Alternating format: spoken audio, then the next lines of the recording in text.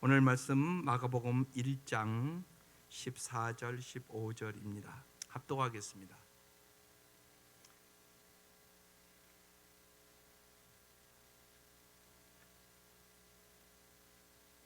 시작.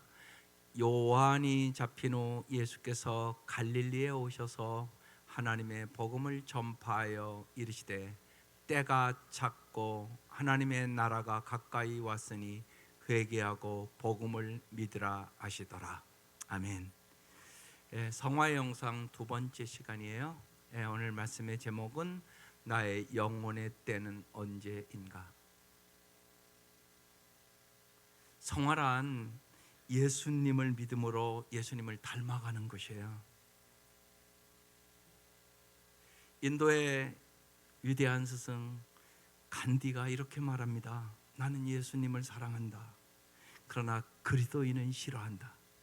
왜냐하면 그들은 예수를 닮지 않았기 때문이다. 우리가 예수를 닮지 않는 이유는 무엇일까요? 여러분, 왜 예수를 우리가 이렇게 5년, 10년, 20년, 30년 믿는데 왜 예수를 안 닮을까? 고민해 보십니까? 바로 예수님을 모르기 때문입니다. 많은 그리스도인들이 예수를 믿는다고, 예수님을 사랑한다고 말하지만 정작 예수님을 잘 설명해 보라고 하면 몇 분도 넘기지를 못합니다. 예수님을 잘 모르는 것입니다. 모르는 분은 어떻게 닮아갈 수 있겠습니까? 우리가 진실로 예수님을 알아간다면 너무나 멋지고 매력적인 예수님을 따라가지 않을 수는 없습니다. 정말 여러분 잘 생각, 예수님이 정말 좋으세요. 예수님을 정말로 여러분 마음으로 정말 애인을 사랑하듯이 사랑하세요. 정말로 예수님과 함께 있고 싶으세요? 내 기도하는 그 시간이 즐겁고 기쁘세요? 말씀을 보는 시간이 주님의 음성, 사랑의 음성을 듣는 시간이세요? 정말로 예수님을 알고 예수님을 따라가고 그분을 가까이 하다 보면 우리 자신이 그분을 닮지 않을 수가 없습니다. 부부가 함께 살아도 닮는데요. 문제는 우리가 이 예수님을 사실은 잘 모른다는 사실입니다. 예수님을 알기 시작하면 그분을 닮아가는 것은 자연히 따라오는 것입니다. 오늘 말씀, 예수님이 사역을 시작하며 첫 번째 주신 말씀입니다. 요한이 잡힌 후 예수께서 갈릴리에 오셔서 하나님의 복음을 전파하여 이르시되 때가 찼고 하나님의 나라가 가까워 왔으니 회개하고 복음을 믿으라. 그래서 오늘은 몇 가지 질문들을 하고 싶습니다. 첫 번째, 여러분의 인생의 지금은 어느 때입니까? 오늘 본문에 이르시되 때가 찼고 그랬습니다. 예수님이 이스라엘 백성에게 때가 찼다고 선포하시는 말씀입니다. 헬라에서 이 시간과 때를 가르치는 단어는 크로노스와 카이로스가 있습니다. 크로노스는 한결같이 그냥 흘러가는 시간을 의미합니다. 카이로스는 특별한 의미가 부여된 시간을 의미합니다. 여러분 인생, 여기도 오늘 20대도 있고 30대도 있고 40대도 있고 60대도 있고 70대도 있고 80대도 있습니다. 이것은 크로노스의 시간입니다. 그냥 흘러가는 시간이에요. 그러나 20대의 청년이 때 만약 내 목숨을 걸 만한 것이 무엇인지 발견하고 나는 깨달았어, 그렇게 말한다면 그 청년의 때는 카이로스란 말입니다. 29세에 순교한 짐 엘리엇 선교사가 휘튼 대학 2학년 때 그의 일기장에 이렇게 기록해 놨습니다. 주님 성공하게 하소서. 높은 자리에 오른다는 것이 아니라 제 삶이 하나님을 아는 가치를 드러내는 전시품이 되게 하여 주옵소서. 그러면서 지금 뜬 이 말씀이 지멜리앗이 고백한 유명한 말입니다. 영원한 것을 얻기 위해 영원하지 않는 것을 버리는 자는 결코 어리석은 자가 아니다. 짐 엘리엇은 이 청년의 때 20대의 카이로스의 때를 아는 사람이란 말입니다. 당신은 의미가 부여된 특별한 시간 카이로스의 때를 정말로 아십니까?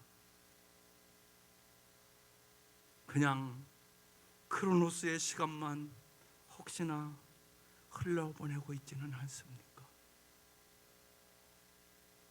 이것이 첫 번째 우리에게 주는 질문입니다. 당신의 때는 어떤 때입니까? 두 번째 질문입니다.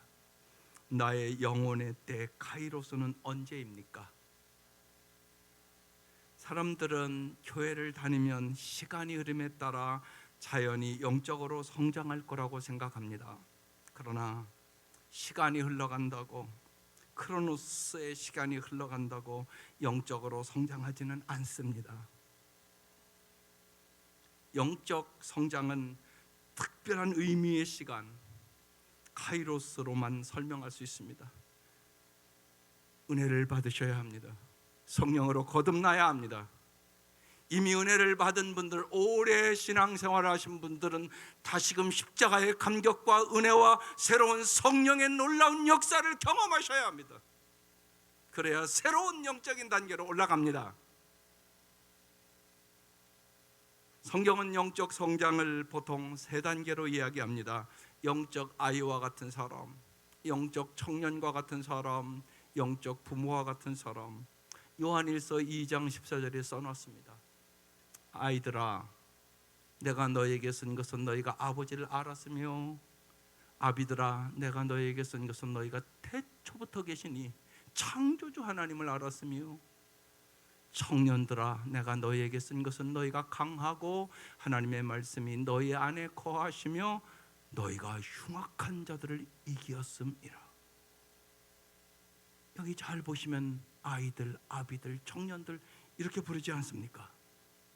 우리의 영혼의 성장에는 영적 아이의 때가 있고 영적 청년의 때가 있고 영적 부모의 때가 있다는 말씀입니다. 그럼 첫 번째, 영적 아이의 때는 어떠합니까? 영적 아이는 하나님 아버지와의 관계가 막 시작된 사람입니다. 내가 예수님을 통하여 하나님을 아버지라고 부르게 되었구나. 나는 아무것도 잘한 것이 없는 내가 예수님을 통해서 십자가의 은혜를 통하여 내가 구원받았구나.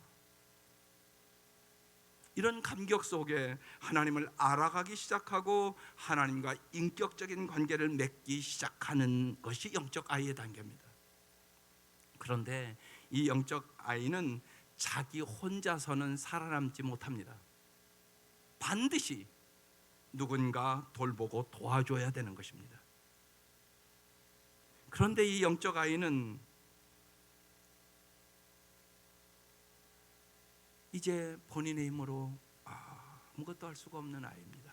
쉬운 얘기로 100일 지나고 그런 아이들 얘기하는 겁니다. 아주 영적인 아이들. 엄마가 도와주지 않으면 제 손자 나엘이는 살 수 없습니다. 밥도 혼자 못 먹습니다. 잠도 잘 재워줘야 합니다.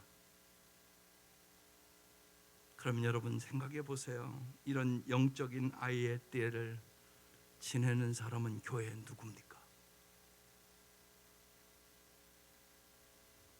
영적 성장에 의해서 저는 예수 믿은 지 10년 됐어요. 저는 모태신앙이에요 등 크로노스의 시간은 아무런 의미가 없습니다.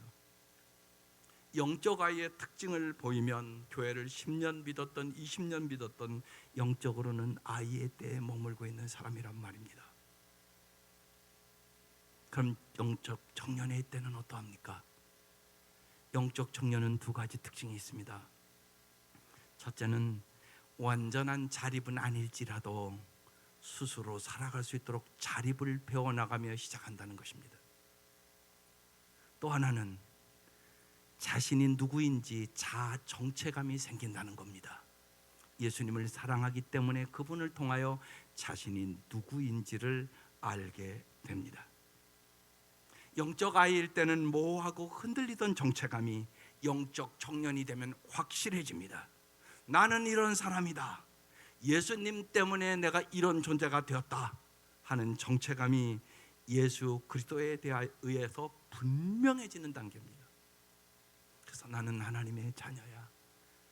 우리의 아버지는 하나님이야. 넌 오늘 죽어도 나는 천국 가.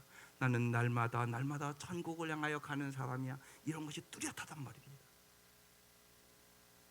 그뿐 아니라 예수님과 사랑의 관계를 맺고 있기 때문에 그 속에서 인생을 살아가는 자립의 능력을 갖추기 시작합니다.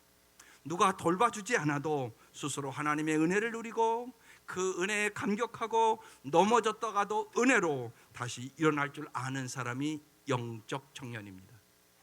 오늘 말씀에 강하고 하나님 말씀 안에 거하며 마귀를 이기는 법을 배우는 자라고 얘기하고 있습니다.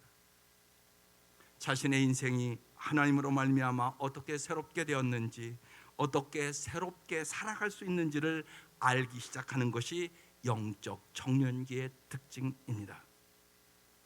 여러분은 영적 청년기에 이르셨습니까? 세 번째, 영적 부모의 때는 어떠합니까? 부모의 특징은 무엇입니까? 부모는 아이를 낳은 사람입니다. 정성껏 정상적인 부모는 아이를 낳고 키우고 가정을 꾸리고 살아갑니다. 영적 부모란 사람들이 영적으로 태어날 수 있도록 돕고 갓 태어난 영적 아이가 잘 자랄 수 있도록 돌보고 보살피는 사람입니다. 그뿐 아니라 영적 부모는 예수 그리스도의 공동체 목장을 이끌어갈 수 있는 사람이 영적 부모입니다. 여러분은 영적 부모에 이르셨습니까? 여러분의 삶을 돌아보시기를 바랍니다. 만약에 여러분 아이가 계속 자라지 않고 10살, 20살이 됐는데 엄마 빠빠 좀 줘. 그러면 여러분 얼마나 속상하고 힘들겠습니까?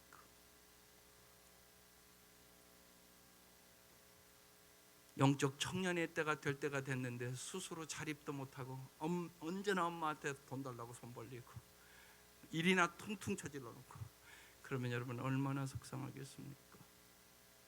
아들, 딸 시집 보냈는데 여러분 아이를 못 낳고 5년이 지나고 여러분 10년이 간다고 그러면 아무렇지도 않겠습니까?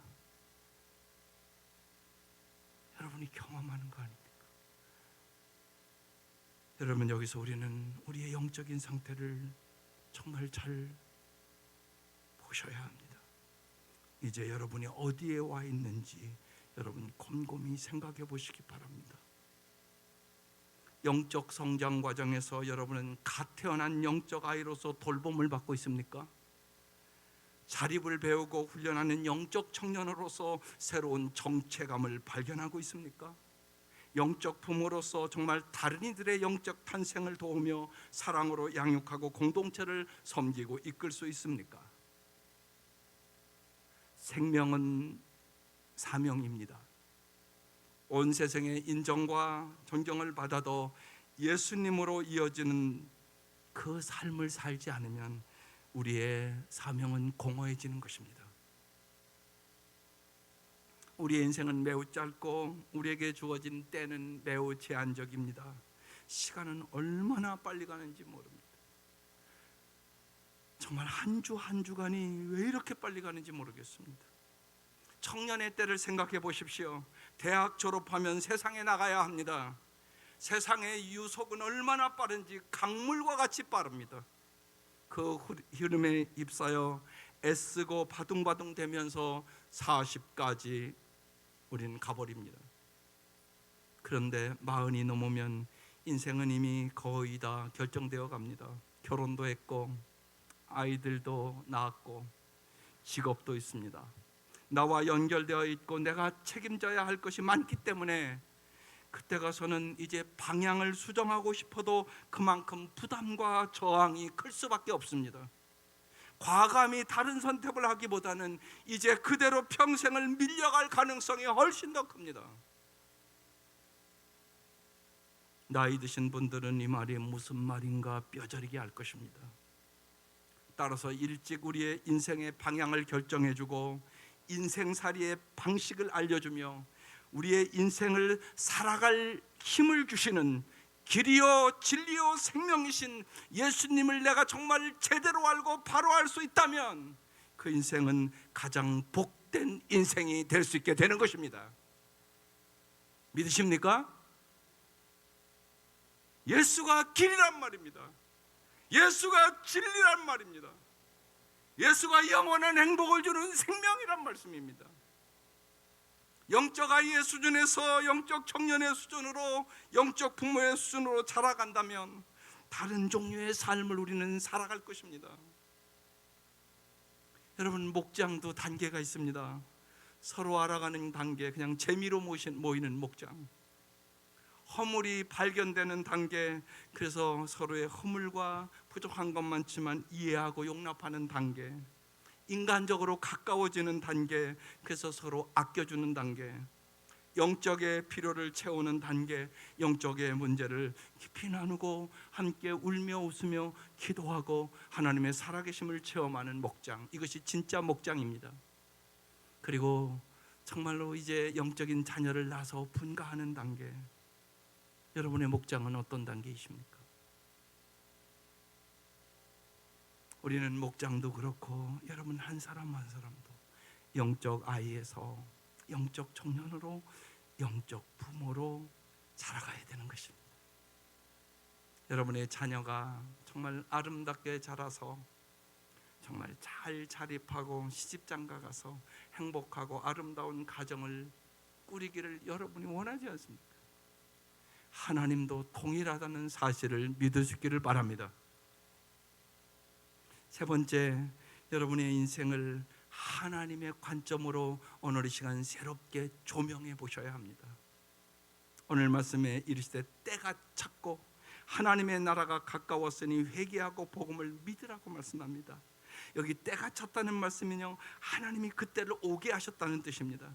하나님의 개입이 없었다면 인간의 역사는 소망이 없습니다. 우리는 누가 하나님이고 무엇이 진리인지 알 수 없으며 안다 해도 그 길을 갈 수 있는 능력이 없습니다. 그런데 예수님이 이 땅에 오셔서 인간이 하나님을 알 수 있는 길을 열으셨습니다. 하나님이 그때를 오게 하셨습니다. 때가 찼다, 새로운 시대가 열렸다, 예수님과 함께 너희의 새로운 인생이 열렸다는 의미입니다. 거기에 대해서 우리의 반응의 질문이 필요합니다. 최고의 리더는 최고의 질문을 던진다고 그랬습니다. 첫 번째 질문입니다. 나에게 그때가 있었는가? 정말 내가 다른 세계로, 하나님의 세계로 들어선 그때가 있었는가 말입니다. 정말 크로스오버의 간증처럼 세상과 나는 간 곳 없고 구속한 주가 보이도다, 이런 거듭남의 때가 여러분에게 있었습니까? 오래 믿은 사람들은 다시금 여러분, 내가 은혜 받고 내 마음이 성령이 충만해서 정말로 새롭게 성령의 놀라운 역사를 경험한 때가 언제십니까? 그것이 없으면 그냥 미지근하게 평생 영적인 부모도 되지 못하면서 살아갈 수도 있단 말입니다. 특히 모태신앙인은 더욱 심각하게 생각하셔야 합니다. 어릴 때부터 교회에 다니면 내 인격과 결단으로 고민하고 받아들이는 과정이 없이 그냥 문화적으로 익숙하게 하나님을 받아들였기 때문에 정작 스스로 내린 분명한 결단이나 확신이 없을 수 있습니다. 또한 최근에 하나님을 알기 시작한 사람이나 이미 신앙생활을 해오던 사람도 나에게 그때가 있었는지 여러분 정말로 깊이 생각해 봐야 합니다. 저희 교회 그런 분들이 있습니다. 엊그제 지난달에 세례받은 그분은 다른 교회에서 집사님이셨습니다. 목사님, 내가 종교 생활한 것 같다고. 나 다시 세례받고 나 새롭게 시작하겠다고. 오케이, 그렇게 하십시오. 그래서 새롭게 세례받고 새롭게 열심히 생명의 삶을 와서 공부하고, 매번 공부할 때마다 아주 눈빛이, 연세도 많으신데 막 반짝반짝하고요. 은혜 받았다고 그러고 가시고. 여러분, 그런 시간들이 필요한 거 아니겠습니까? 여러분에게 그때는 어느 때입니까? 이스라엘 역사에서 그때는 하나님을 떠나 산산조각이 되어서 점차 바닥으로 가라앉고 있었던 때입니다. 그때 이전의 특징은 그들이 종교 생활만 했지 하나님이 없었다는 것입니다. 생각해 보십시다. 하나님 없이 세상의 가치관을 따라 살고 있는 자신의 삶에 절망해 보셨습니까? 하나님이 없기에 세상이 얼마나 망가지고 깨어지고 슬픈지, 날마다 우리가 우크라이나를 보면서 저 세상에 저 비참함을 보면서 나 자신도 그렇다는 사실을 정말로 아십니까? 하나님 없이는 우리는 무너질 수밖에 없고 살아남을 수 없다는 사실을 진정으로 당신은 깨달았습니까? 그때 예수님이 이 땅에 오신 이유가 선명해지기 때문에 그렇습니다. 예수 외에는 소망이 없다는 사실을 내가 진짜 가슴으로 안다는 말이에요. 세상이 더 선해지겠습니까? 사람들이 더 아름다워질 것이라고 여러분 믿습니까? 내가 죄인이라는 사실을 절감하기 전에 예수님은 진정 우리의 구원자가 될 수는 없습니다. 여러분의 그때는 언제이십니까? 정말로 예수님만이 나 같은 죄인을 구원하신 구원자임을 확실히 믿으십니까? 이게 안 되면 반드시 그때를 찾으셔야 합니다. 두 번째 질문입니다. 나는 그때 이후 지속적으로 성장하는가? 그때 시작된 새로운 시대 속에서, 새로운 인생 속에서 나는 영적 아이가 아니고 영적 청년으로 영적 생명을 낳고 돌보는 영적 부모로 자라가고 있는가? 아니면 누가 이끌어주지 않고 보호해주지 않으면, 누가 보살펴주지 않으면 살아남을 수 없는 약골로 그저 머물고 있지는 않는가? 반드시 답하셔야 합니다. 하나님을 개인적으로 만나 대면할 수 있는 시대가 열렸는데, 예수님의 부활 생명이 우리 속에 들어왔는데 우리에게 변화와 성장이 없다는 것은 말이 되지 않습니다. 영적 부모로 성장하기 위하여 주변에 있는 사람들에게, 친구들에게 복음을 전하기 위하여 힘써야 합니다. 하나님을 믿는다는 것은 하나님께 무릎을 꿇는다는 것입니다.